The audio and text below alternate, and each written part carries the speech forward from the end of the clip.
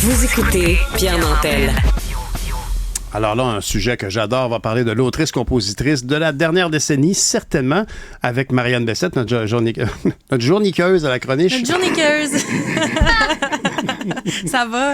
T'as-tu besoin de 2-3 voyelles? Je suis devenu dyslexique. Attends, oui. On n'est même pas encore vendredi, ça va être beau. Mais on parle donc évidemment de Taylor Swift qui fait son retour sur scène à Londres. Ouais. Après, c'est quand même, là, c'est un événement très...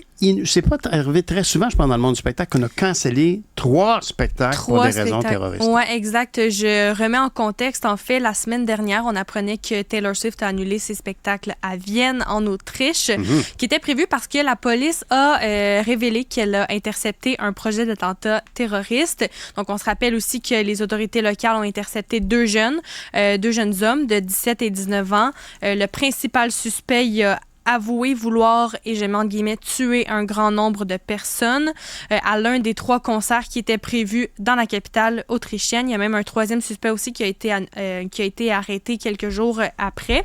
On dit aussi qu'il avait dérobé des produits chimiques sur son lieu de travail, ce qui laisse porter à croire qu'il préparait une bombe et qu'il voulait se suicider par la suite. On dit qu'on visait pas Taylor Swift spécifiquement, mais on visait en fait l'effet de foule qui était engendré par les concerts, qui, mentionnons-le, était à guichet fermé. Taylor Swift, dans les derniers temps, on fait juste prononcer son nom puis tout le monde se tourne la tête ou essaie de en fait, elle génère beaucoup de clics, beaucoup d'interactions. Les gens veulent la voir. Elle est très, très, très populaire. Elle est pas mal au sommet de sa carrière. Moi, personnellement, là, je vais aller loin, là, mais je ne connais pas d'artiste féminine qui a connu un tel succès dans l'histoire de la musique populaire. Personnellement, là, qu'on me sorte des alternatives, là, mais je ne crois pas. Et c'est tellement organisé. C'est comme pensé depuis le début. C'est comme de la dentelle qui a été faite. Puis aujourd'hui, elle fait même de la dentelle en affaires. Ouais. Mais c'est vraiment très, très bien fait. Puis la réalité, c'est qu'en ce moment, Taylor Swift, aux États-Unis, tout le monde attend de voir si elle va se positionner dans la prochaine campagne électorale. C'est vrai. Oui. Mais on sait qu'elle est très impliquée politiquement. Puis là, en plus de ça, avec le retrait de Joe Biden, Kamala Harris qui arrive. Donc, ouais, c'est ça. Elle s'est même fait un peu de mille pions par Beyoncé, tant qu'à moi, là, dans le sens que de Beyoncé, qui est comme l'autre grande star féminine de la pop américaine, elle s'est positionnée. On imagine bien qu'elle va aller du côté démocrate, mais c'est sûr que, comme tu disais, que on dit son nom, tout le monde se retourne. Alors, imaginez l'impact qu'elle a au niveau politique, au niveau culturel. Exact. C'est pas juste en musique qu'elle a des succès, ou du moins que les gens veulent la suivre dans qu'est-ce qu'elle fait. Et même que tu parlais que c'était une très, très, très grande artiste, même que tu disais qu'on n'avait peut-être jamais vu ça là, avec justement une artiste féminine, mais je crois que j'ai vu tout à l'heure, elle a vendu des milliards de billets pour justement son Eras Tour qu'elle fait depuis environ 1 an et demi. Et là, je reviens aux attentats, du moins qu'on a été interceptés à Vienne. Ben là, les autorités ont promis de renforcer les mesures de sécurité et aussi de contrôler à l'entrée du stade, mais ça n'a pas vraiment suffi, ou du moins pour rassurer les organisateurs. Donc, au nom de la sécurité, les organisateurs ont annulé les 3 spectacles qui étaient prévus pour cette semaine-là. Et ça a complètement chamboulé les Swifties qui devaient assister au spectacle. On sait, depuis que Taylor Swift a mis a pondu le Eras Tour, tout le monde veut y aller. Tout le monde, même ceux et celles qui ne connaissent pas tant Taylor Swift, il y a tellement un engouement autour de ce spectacle-là que les fans se battent pour avoir des billets. C'est pas tout le monde qui a été capable d'en avoir. Non, il y a un processus de sélection. J'en ai pas eu moi-même. C'est ça. Stéphanie, t'en as pas eu non plus? Merci de me le rappeler. C'était une question. Non, malheureusement. C'est ça. Donc, il y a plein de personnes qui ont... En fait, c'est des denrées rares. Puis en plus de ça, vient le moment où ceux qui veulent en acheter, s'en procurer à la dernière minute, font affaire à des revendeurs et qui doivent débourser des sommes épouvantables. Mais tu sais que je connais quelqu'un qui a eu des billets. Toi! Ouais, moi. Je dois dénoncer une autre de mes collègues aussi. Là, Florence qui, Lamoureux, on a eu... oui. Ouais, mais on s'est vraiment... Pour vrai, c'était un il y épisode... avait une offensive Taylor oui, c'est ça. Swift. Ils étaient quoi, 6 téléphones? Oui. Oui, en fait, comment ça fonctionnait? C'est l'été dernier, on devait s'enregistrer comme fan certifié. Oui. Puis les fans, après ça, on pouvait recevoir un code. En fait, on était choisis aléatoirement pour savoir si on pouvait recevoir un code qui nous donnait accès à la prévente vente des spectacles. Ouais. Et nous, on a vraiment été très chanceux. Je crois qu'on a fait 6 inscriptions et sur les 6, on a été capable d'avoir 2 codes.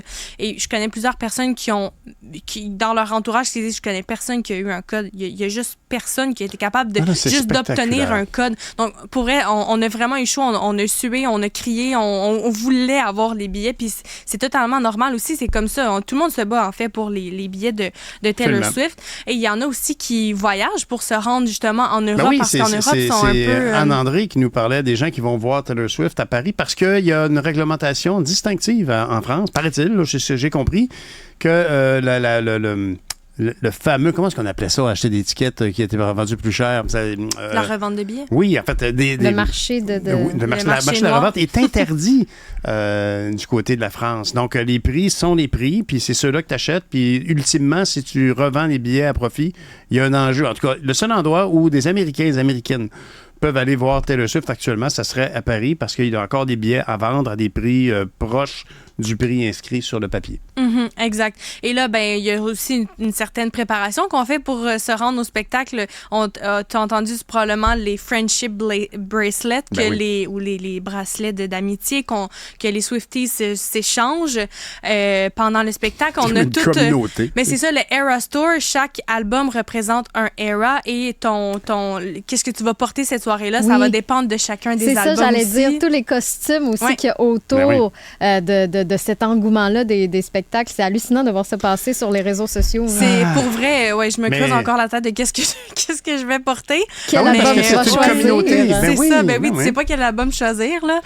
Bref, c'est vraiment beaucoup de préparation, donc c'est normal que tout le monde ait été bouleversé après l'annulation de ces 3 spectacles-là. Et là, c'est ce soir à Londres que Taylor Swift va reprendre sa tournée des Eras Tour pour 5 spectacles. Ce sont ces 5 derniers qu'elle va donner probablement en territoire européen, après près quand même d'1 an et demi, comme je te disais tantôt, du lancement de sa tournée aux États-Unis. Puis on n'a pas fini. Non. On n'a pas fini. On n'a pas fini parce qu'imagine, ça, c'est la tournée Eras Tour. C'est le genre de tournée qui couvre les différentes phases de sa carrière, revoit différents albums. Fait qu'à la limite, tu ferais une tournée comme ça quand tu sors un album de grand succès. Mais elle a sorti, avant de sortir en tournée, un album immense de combien de chansons? 31 chansons? De Tortured Poets Department. C'est une Tortured trentaine. Poets Society. C'est 36 chansons, je crois. Cet album-là, à lui seul, mérite une tournée. Fait que je pense qu'elle est en tournée pour 20 ans. Après avoir lancé The Eras Tour, quand elle a sorti son double album, en fait, elle a modifié une certaine partie de son spectacle pour pouvoir... Oui, exactement, pour adapter, puis pour pouvoir permettre aux fans, justement, d'assister à ces chansons-là en direct, en spectacle. Et là, il y a près de 90 000 fans qui sont attendus au stade de Wembley pour chacun des 5 derniers concerts. Et là, la police de Londres veut bien évidemment rassurer tout le monde. Elle a même dit qu'elle voulait contrôler des billets on renforcerait à l'entrée la sécurité. On allait doubler les mesures de sécurité. Il y a même le maire de London qui s'est prononcé, qui dit qu'il travaillait en étroite collaboration avec la police pour garantir justement que les concerts de Taylor Swift puissent avoir lieu à Londres en toute sécurité. Et ce qui fait jaser aujourd'hui aussi, Pierre, outre le retour, la reprise du Eras Tour, c'est que les admirateurs qui sont sans billets, la plupart du temps pendant les spectacles, vont se rassembler autour du stade pour justement entendre la musique. Parce que veux pas, c'est quand même à toit ouvert. Là, on entend le son est projeté à l'extérieur. Donc, les gens qui n'ont pas été capables de mettre la main sur ces billets-là sont à l'extérieur. Ils vont écouter le spectacle.